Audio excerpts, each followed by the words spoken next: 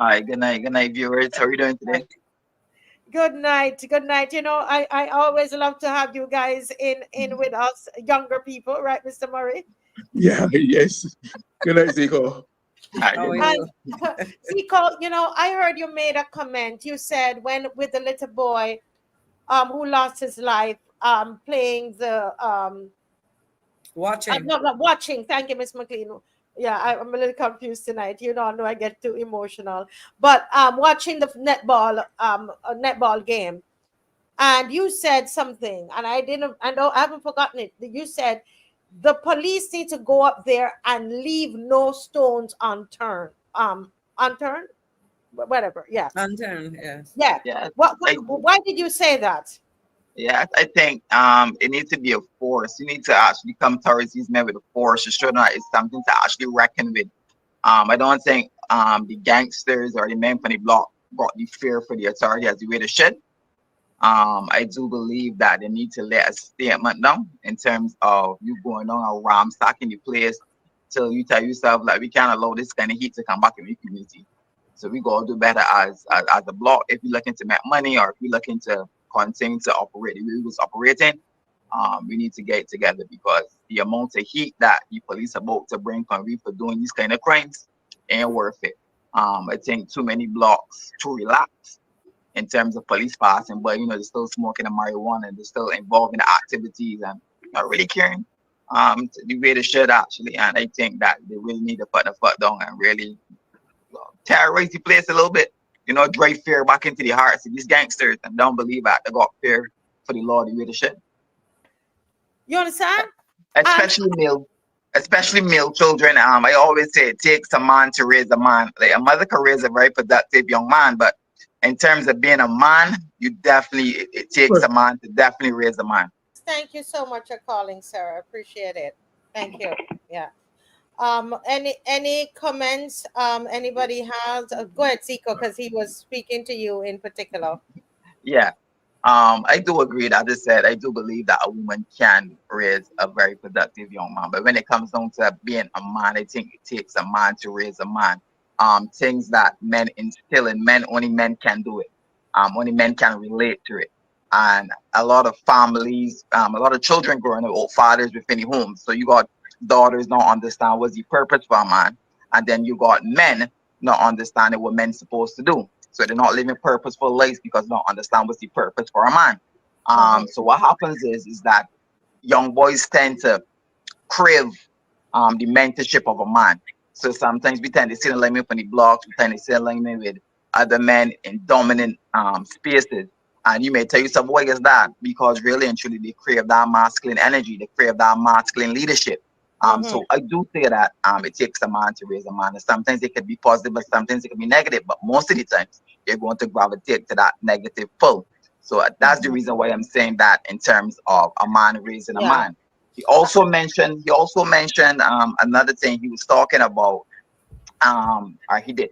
He was talking about in terms of the police. Right, in terms of the police, he was talking about the police. But I must say, I was raised in Nelson Street. I was born and raised Nelson Street, and then I went to the Pine and then Vauxhall. I Mm-hmm. was raised to hate the police. And the reason why I Mm-hmm. was raised to hate the police, and I gotta be honest, I gotta speak from this side as well, is because sometimes we saw a lot of unfairness where the police was concerned. They came, they either ransack your house, they steal your stuff and stuff like that. So as a young man coming up, there was a distrust where the police was concerned. So when you go into communities like the Gore Hills and the Silver Hills and even in Nelson Streets and what's not, the reason why these don't speak up is because they have no respect for the police as well. Or they was raised in a way that the police is the enemy. Just how people tend to see the government as the enemy, they tend to see the police as the enemy as well. And then Mm-hmm. police knowing this, it's very easy to say the police should do this there, but the police don't want to be the victim because the police still got to be off duty at some point in time. The police also got family that to be victimized, you know, and even they themselves got to be secured, not just on the job, but even afterward, or even their Mm-hmm. family as well. So I do understand sometimes the reluctancy for police not wanting to engage so harshly, and I do understand why the community itself don't cooperate with the police as well. Also to interject, to Mm-hmm. be honest, I give you some insights in terms of what you was mentioning in terms of the guns. When these young boys get hold and the police ask where you get this gun from. To be honest, right? Do I know how these guns get into Barbados? Yes, I do. Do I know who supply these guns? Yes, I do. But I can also tell you this. The majority of these gangs, especially the big blocks in Barbados, that we may know, I'm not gonna call the names, but the big blocks in Barbados, the bosses, they tend to work for the police as informants. So this is the reason we realize that how comes this man on this block and he's the big man so long and he's still free and he ain't getting locked up. The reality of it is this is a negotiation. What you can do, I can give you 3 or 4 of my soldiers, small crime, petty crime, a gun here, drugs here, whatever the case may be and information and what's not, in order for me to stay free. And that's what tends to happen majority of the times. So even if a youngster go in and say, well, I get my gun from, Boss Brown, and the police then go to Boss Brown and say, well, listen, you man said that he get the gun from you, XYZ, blah, blah, blah. They cut deals in them situations. So you tend to see people committing crimes and then going, and what the person back out already? The majority is that people informing and they're talking about it. But what tends to happen, the ones especially on the top of the pyramid, especially when it comes to bosses, they tend to really, really and truly work with the police when it comes to informing and giving information, and in return for security and free reign to do ways you gotta do. I remember this as a youngster, chilling on the block as a youngster, wrong election time. Even then you would see politicians going directly to the bosses because they know who the boss is. It's not a mystery or is this spooky thing who it is that controlling the guns and who it is that controlling. It's not this thing that everybody's scratching their head wondering how everybody knows how it happening. It's not a Exactly. big mystery. I just don't think we want to address it. I think one of the things Yeah. that the minister needs to do is that we do not negotiate with terrorists. First of all, this gang talking to gang leaders and saying, no, we don't. We communicate with community leaders. This is what we can do. If you're a community leader, we're open up to have a discussion so we can address this problem. But for those who are terrorizing our communities, there's no negotiation, there's no speaking. I am coming for you, and this is what needs to be done. And then But you basically stamp your authority. This is not me sitting down at the wrong table and we negotiating. All right, this is what you want, and this is what we can stop doing after a while. If we get this, no, no, no, no. You come, you plant your foot. We do not negotiate with terrorists. And if y'all continue to do this particular thing, we are coming for you. Bottom line. There's nothing to discuss. There is but nothing to discuss. If you're a community leader, sure, we can have this conversation. But if you're a gang leader, no, there's no I conversation. agree. You know what? I'm gonna hold that back. Go ahead, Miss who is gonna go? I, I think I Zico's two turn things is I Go, now. wanted. Two things I go wanted to say ahead. before. Yeah, two things I wanted to say before I left. Um, in order for you to really destroy this machine, where guns and weapons is coming into the country, you got to follow the money. And to be honest, if you really do follow the money, it's going to lead you places where it's going to be connected to very powerful and people in positions where nobody don't want to answer for or take accountability for. So we ain't get the answer to that question at all when we do follow the money. The second thing I would like to say is this, and this to take it back to the previous topic we had earlier with the young man who was stabbed. Um, at that age, I too was also stabbed. I too was also the aggressor, and I too was also stabbed 5 times. He was stabbed once, and he lost his life.